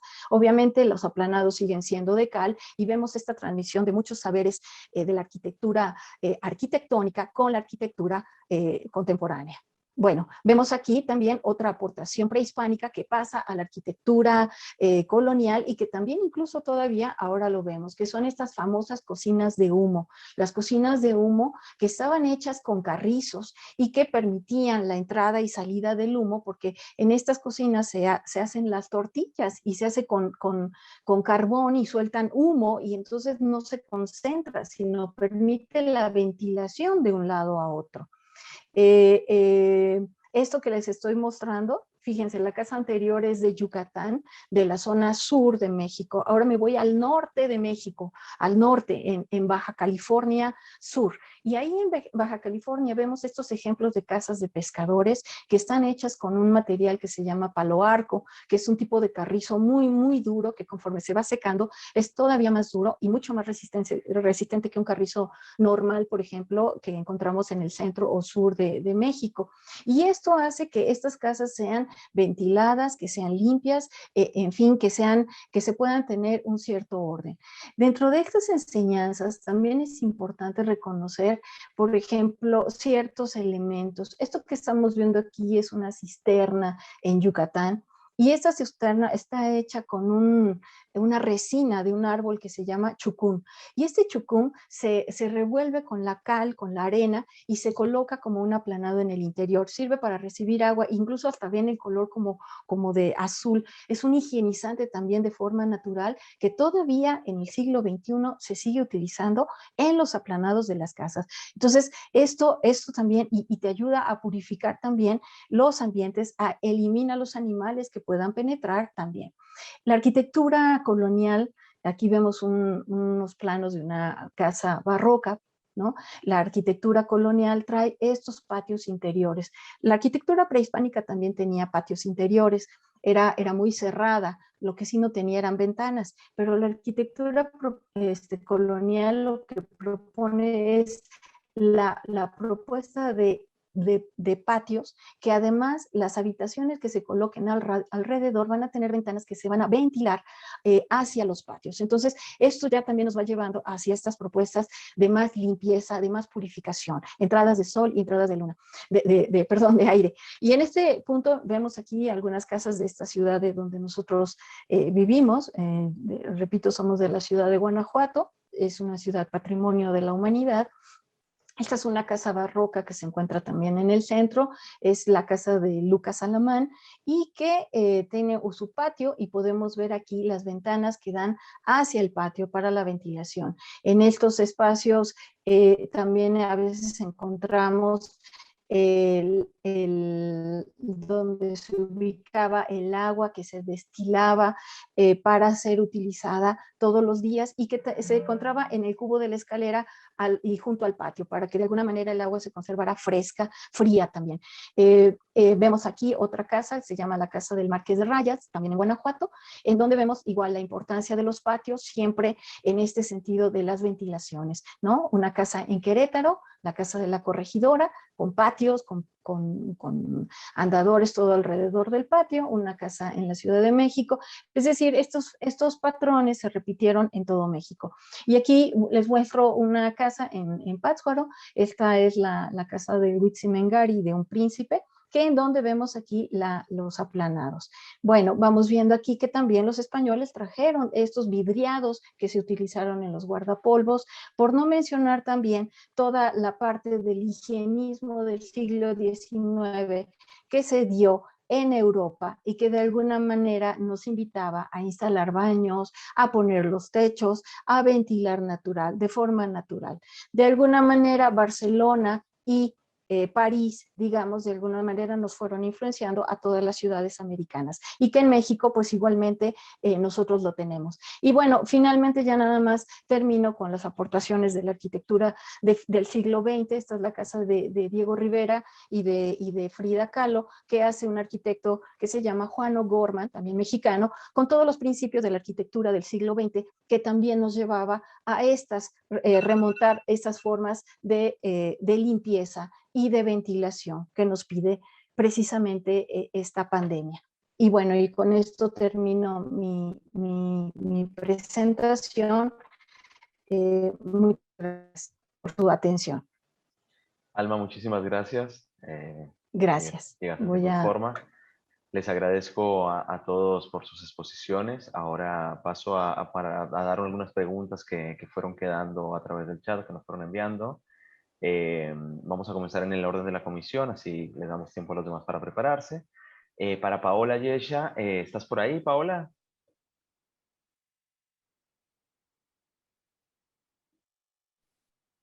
Sí, aquí estoy. Hola, Paola, ¿cómo estás? Mira, Paola, preguntan Sobre el tema vos hablaste de todo lo que es el medio ambiente, las tendencias en diseño interior, todo lo que las nuevas energías. eh, Preguntan cómo ves el tema económico en esto, dado los precios exuberantes en lo que es la energía, sobre todo solar, para instalar en casas y demás. Esa es una barrera. ¿Qué otras posibilidades hay en el diseño hoy para no tener esa barrera, para evitarla? Perdón, es que no te escuché bien lo primero, nomás lo último de las barreras, pero no te escuché. No, hablan que por el precio de todo lo que es paneles solares y demás Ah, para lo que es la energía en casas y demás, hoy qué nuevas formas de obtener esta energía existen para poderlo hacer más fácil, más llegadero a todos, ¿no? Para que se pueda hacer esta conciencia del medio ambiente a nivel más global. sí, mira, sí, de hecho, el tema del costo de adquisición, sí, es un tema que se comenta mucho. Se justifica un poco en ese gasto de adquisición, pues al momento de yo reducir cuánto gasto, de que mi recibo de luz o mi recibo de agua, mi recibo de gas se minimiza, pues ahí se va como dando el balance, ¿no? Con lo que invertí, con lo que estoy ahorrando en el momento de utilizar estas ecotecnologías. Sin embargo, bueno, pues sí puede haber algunas otras alternativas naturales, como mencionaba ahorita en algunos ejemplos de la arquitecta Alma Pineda, en donde, bueno, pues anteriormente teníamos las soluciones, ¿no? Al generar el solucionar la arquitectura de una manera bien orientada, el aprovechamiento de las asoleaciones, del asoleamiento, perdón, de la ventilación natural, pues te ayuda, por ejemplo, al ahorro el uso de iluminación, por ejemplo, o en la ventilación natural, ventilación cruzada, pues de alguna manera nos evita el tener tener que utilizar ventiladores o refrigerantes, por un decir, ¿no? Yo creo que sí hay muchas soluciones, incluso, por ejemplo, en los baños, ¿no? Yo he visto en algunas casas que optan por poner algunas botellas con agua adentro del depósito del agua, lo cual ayuda que se consuma menor cantidad de agua. Yo creo que sí puede haber muchas soluciones en donde si nos vamos a cómo lo solucionaban anteriormente, yo creo que es lo ideal, ¿no? Actualmente, bueno, estamos hablando de una arquitectura, ¿no? Si nos vamos a como diseñadores de interiores, en donde pues la arquitectura ya existe, el inmueble ya existe, ahora ¿qué hacemos? ¿No? Ya probablemente pues está mal solucionado en cuestión de orientaciones, está mal solucionado en cuestión del interior la altura interior o los muros con los que se construyó el inmueble, pues tenemos que prestar atención un poco a qué soluciones podemos optar por algunos aislantes térmicos, acústicos, naturales, de origen natural, por ejemplo, el corcho, por un decir, o bien estas tablas de madera OSB, bueno, es de madera triturada. El ver si podemos poner algunas barreras para la incidencia solar, para evitar que se caliente mi espacio interior. Si yo tengo en mi techo de gran concentración de estos cuerpos, manejar algunas barreras con especies vegetales, en techos, en muros. La vegetación siempre nos va a ayudar en muchos de los aspectos, ¿no? Aprovechar el agua pluvial. No necesitamos de grandes inversiones para poder generar esas soluciones, ¿no? Y hay que analizar el lugar específico donde estamos realizando la propuesta para saber qué es lo que podemos hacer. Perfecto, Paola, gracias. Gracias. Marcela Faría, ¿estás por ahí? Estou aqui. Hola Marcela. Marcela, la pregunta que había para vos tenía que ver como vos hiciste todo un estudio de lo que es la cocina residencial, los nuevos espacios post pandemia y demás. Al ingresar el espacio laboral dentro de las casas y al generarse un cambio a nivel global en ese sentido, ¿cómo ves esos espacios incorporados dentro de las casas? ¿Cómo ves estos cambios y cómo lo puedes nivelar vos a nivel histórico, si se quiere? ¿Cómo estuvo siempre presente esto? Pode repetir a parte final, por favor. Dado que están ahora trabajando desde sus casas las personas y hay unos cambios en contexto interior y demás, ¿cómo ves estos cambios también? Vos hiciste todo algo histórico sobre la cocina, sobre la parte de interiores residenciales. ¿Cómo afecta esto de los espacios de trabajo a las nuevas dinámicas de una casa, si se quiere? ¿Cómo lo ves vos? Sim, falando sobre a cozinha residencial e o trabalho que é feito dentro da cozinha, o trabalho de cozinhar, o trabalho de... as etapas, né? As bancadas de trabalho. Eu acredito que a maior mudança que pode ocorrer de trabalho, né? É o fluxo de trabalho. Então, o layout, ele pode ser completamente reelaborado, dependendo da dinâmica da família, e fluxo de entrada e fluxo de saída também. Então, além desse trabalho de cozinhar, também tem a entrada e a saída, e tem o meio disso. Então, já muda no ato de receber. A primeira coisa que muda é no ato de receber. E aí você já... algumas soluções colocar o hall de entrada, assim, se for, né, junto com a lavanderia, junto com a área de serviço. E aí colocar áreas sanitizantes de descontaminação, assim, na porta, logo na entrada.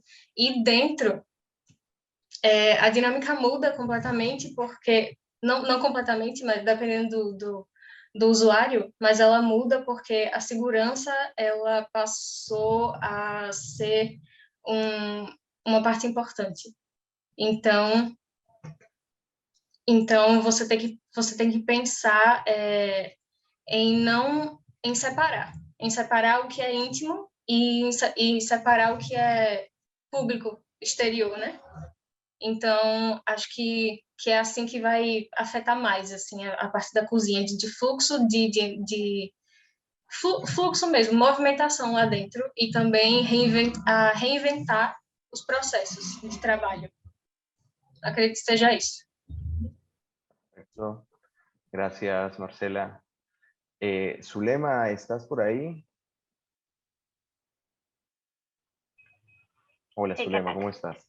Zulema, al nivel de lo que haces, vos diste un ejemplo personal de un trabajo con una persona específicamente, donde obviamente se ve esta parte de la empatía, el trabajo que estaba centrado en la empatía y demás. ¿Se puede hacer este tipo de trabajos a nivel empresarial, a niveles más grandes, y respetando la empatía cuando hay muchísimas más personas involucradas? No solamente es un trabajador, sino son varios. Gracias. Sí. Realmente se puede usar también el house coaching para empresas o incluso también para comercios. Básicamente, el trabajo se tiene que hacer con la cabeza de la empresa, ¿no?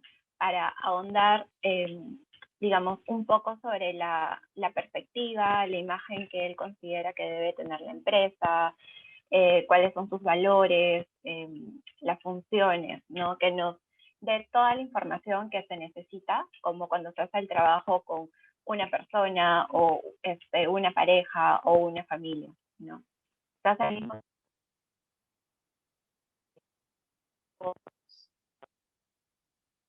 Se te cortó un poco, Zulema. Sí, ahí, ahora Ahí está. Sí. Ya, perfecto.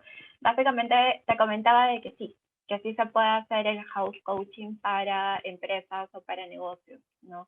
Se usan las mismas herramientas y lo que sí que se debe de hablar con la persona, que conozca a fondo cuáles son los valores de la empresa, a dónde quieren ir, cómo desean que sea la comunicación y demás, pero sí se puede. Perfecto, y te hago otra pregunta que conecta ahí. A nivel personal, cuando hacen esto, ¿cuál es la barrera por la cual no se contratan este tipo de servicios de house coaching? ¿Cuáles son los miedos de las personas a enfrentarse a estos órdenes? Ok.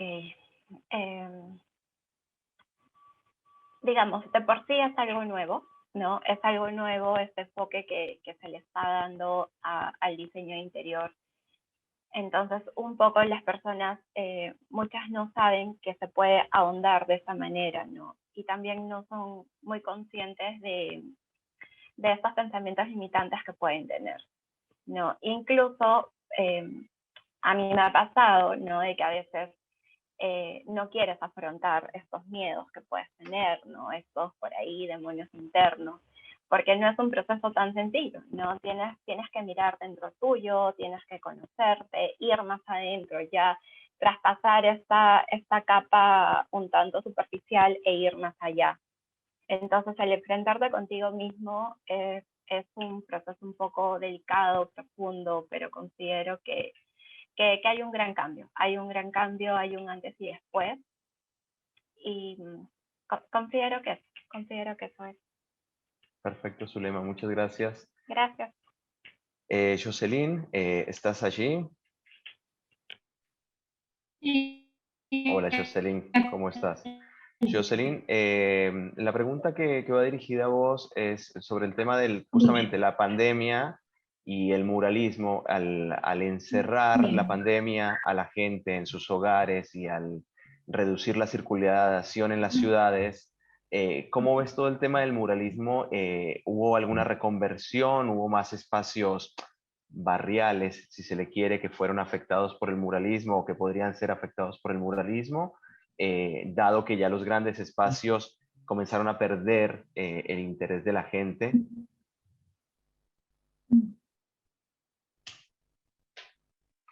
Claro, bueno, al inicio sobre todo que fue muchísimo más estricto y casi ni siquiera se podía salir de las casas. En ese sentido,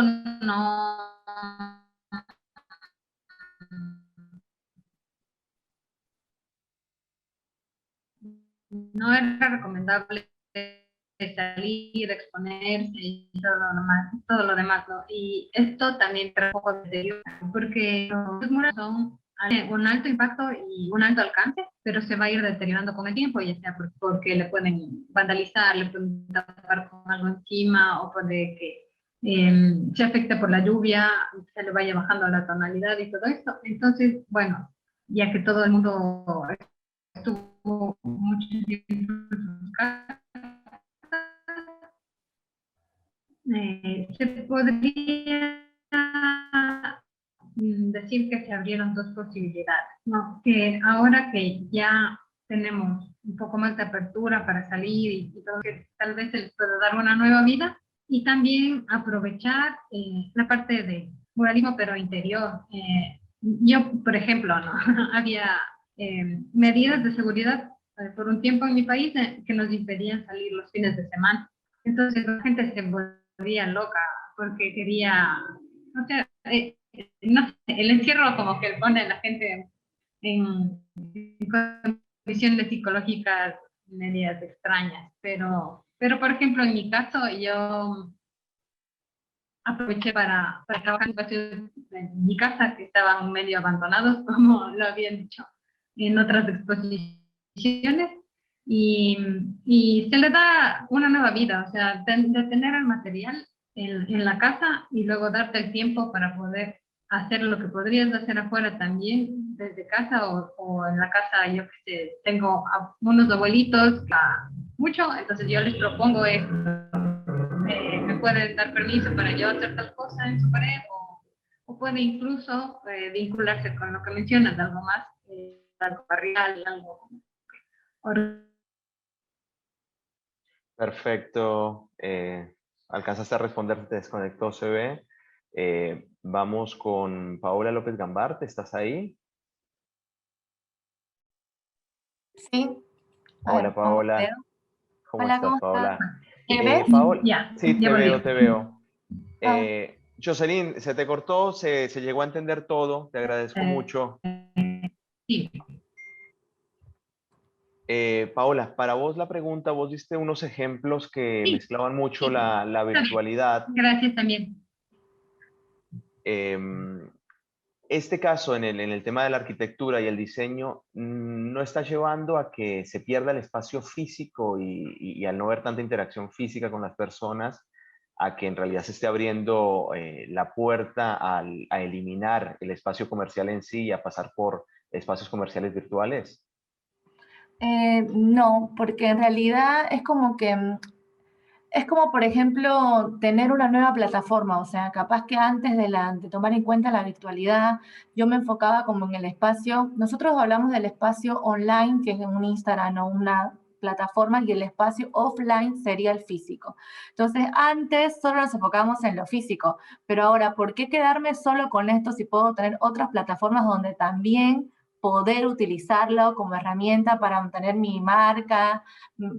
O sea, por ejemplo, muchos espacios físicos han nacido siendo así, virtuales, como el caso de Japón, es el del Hi Panda, y otros acá, muchas marcas han dicho, bueno, en la pandemia la gente no puede venir acá. Entonces, toda la tienda está totalmente diseñada como si, no sé, mañana iba a ir alguien a visitarlo y ves cómo te venden las cosas, ves, por ejemplo, no sé, una tacita, un libro, la identidad que hay atrás de esa marca y nadie iba a ir físicamente a ese lugar. Ahora lo están volviendo a ir, no es que se perdió, pero no quedó obsoleto, a eso me voy. Mi mensaje era que no quedó obsoleto y que hay otras plataformas donde yo puedo ir y venir a mi conveniencia según y pueden fusionarse según lo que yo requiera, lo que como diseñadora desde la premisa puedo pensarlo así, bueno, mira, este espacio físico también va a servir para virtual y este espacio de acá lo vamos a trabajar de esta manera y el otro puede, o sea, que todo funcione, no que uno dependa de, no sé, de las restricciones de la pandemia o no, sino que todo puede funcionar. Si no funciona el plan B, funciona el plan C y Perfecto. así. Mundos que Entonces, conviven. sí, Perfecto. sí, porque nosotros podemos convivir y además el diseño, si algo nos enseñó la pandemia, no solo para el diseño, sino para la vida, es ser flexible. O sea, yo tengo que saber que yo tengo que entrar y salir de mi realidad, de mi espacio, diseñar para espacios, no sé, virtuales, físicos y entrar y salir. Porque no puedo quedarme con eso que, o sea, que, no sé, que estoy acostumbrada, porque la pandemia sucedió y a todos la verdad que nos descolocó y la verdad está bueno potenciarlo, o sea, que no solo me descolocó, sino que me hizo repensar, reinventarme, resignificar y saber que la palabra rediseñar existe y no existe ahora que surgió la pandemia, sino existe hace mucho tiempo. Por ejemplo, yo hice, bueno, la maestría que hice en la UBA de diseño comunicacional, hablaba inclusive de los pabellones de exposición que nacieron siendo efímeros y después terminaron siendo permanentes. Esos se resignificaron, se reutilizaron, por ejemplo, no sé, el pabellón de España en Shanghái, que ahora es el consulado de España allá, o sea, ¿cómo pasa de haber nacido siendo pabellón a ser algo que ahora es permanente? Bueno, de la misma manera, pienso que el diseño es eso, y no es ahora en la pandemia, siempre fue así, entrar y salir, o sea, el que es flexible, y aparte que siempre digo yo, un buen diseño se comunica bien, y no lo entiende solo la persona que estudió una carrera de diseño o arquitectura, no, lo entiende el que vende limón, el que está acá, o sea, o sea, el comunicarse bien con las cosas que haces depende mucho de la habilidad del diseñador y del arquitecto. Y nada, un buen diseño no necesita ni siquiera un manual, ¿no? Totalmente, totalmente. Te agradezco mucho, Paola. No, Bueno, para finalizar, Alma, ¿estás por ahí? Sí, aquí estoy. Hola, Alma. Bueno, muchísimas Hola. gracias por tu exposición. Y ahora nada, la pregunta que iba para vos, que va un poco vinculada también con tu colega, con Paola Yesha, Ajá. tiene que ver con esto. ¿Qué fue lo que se perdió con la arquitectura o el diseño actual que, no se, que se puede rescatar de esta historia? Que siguen haciendo cosas y tratando de inventarse cosas para solucionar problemas, ya sea los que mostrabas de la ONU para ventilar, para solear, para hacer un montón de cosas y que quizás se pueden usar o reformular todavía y no se están usando de manera masiva en el mundo. Sí, mira, yo creo que uno de los primeros problemas que tenemos, les comentaba, aquí en México, es que, y bueno, y que tiene que ver también con la sociedad postmoderna, el consumismo y todo este tipo de situaciones de comprar, y luego ya no sabes ni qué hacer con tanta cosa, ¿no? Y pensar que vas a arreglarlo y pensar qué vas a hacer. Entonces, esto era más bien una invitación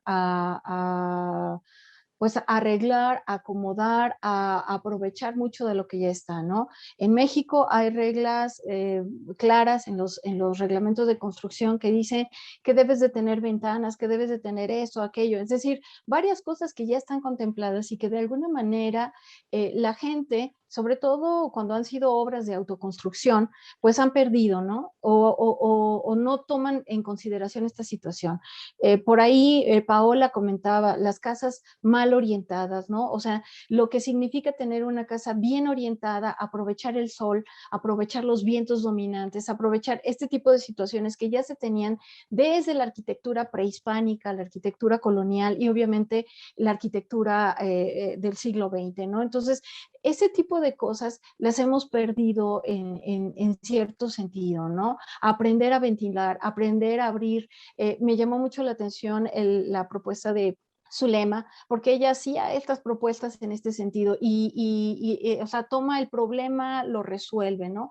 Y nosotros hemos estado también trabajando con algo que le llamamos el diseño social, es decir, que a partir de cosas que ya nos han enseñado la arquitectura histórica y la arquitectura vernácula, aprovecharla, de tal forma que, por ejemplo, hemos tenido casos ahí en esta ciudad de Baja California, propuestas de diseño interior utilizando el bajareque, ¿no? Que es este carrizo que lleva adobe en un sistema constructivo muy prehispánico y que se sigue utilizando todavía ahora y que te puede dar estas divisiones de espacios, pero también recordando estos materiales. El uso de la cal, por ejemplo, la cal que se usaba desde muchos siglos antes de la llegada de los españoles en la arquitectura tradicional, popular, prehispánica, y que ahora de pronto la gente, si no tiene la pintura vinílica o la pintura súper cara, ¿no? No lo hace. Entonces, también es invitar a ser creativos y recuperar estas formas y estos sistemas constructivos tradicionales, ¿no? Comprar en las ferreterías 1 kilo de cal y revolverlo con resina y hacer tu mezcla es como lo que comentaba ahorita, no me acuerdo si creo que se llamaba Paola, que proponía las pinturas murales, ¿no? Bueno, aquí simplemente te propongo, pinta tu casa, hay varias tintes de color, se les llaman minerales, hay azules, rojos, tú puedes hacer las combinaciones y con tu pintura a la cal y pintas tu espacio, lo purificas, lo renuevas, es decir, estas enseñanzas que comentaba, ¿no? De la limpieza, ¿no? Por ahí ya no me faltó tocar un tema de la creolina, por ejemplo, que es un ¿cómo se llama? Mineral que venden ¿cómo se llama? En las ferreterías y que las personas de los ranchos todavía lo limpiaban para que no se metieran las ratas, ni los ratones, ni las cucarachas, ni ningún animal, o sea, es un olor un poco fuerte, pero con eso se usaba y se trapeaba y entonces se mantenía limpio los espacios. Entonces, es eso principalmente, Carlos, tratar de pensar en regresar, aprender de esas cosas que además no nos salen tan caras y poder hacer estas divisiones de espacios, limpiezas, pinturas, acomodos, reacomodos y demás. Es principalmente esa es la invitación, ¿no? De algo que ya está más que probado en la arquitectura del siglo XVI, XVII, XVIII, XIX y XX, cuando menos aquí, ¿no? Y obviamente todas las propuestas anteriores a la llegada de los españoles, ¿no? En esta arquitectura tan valiosa, tan importante.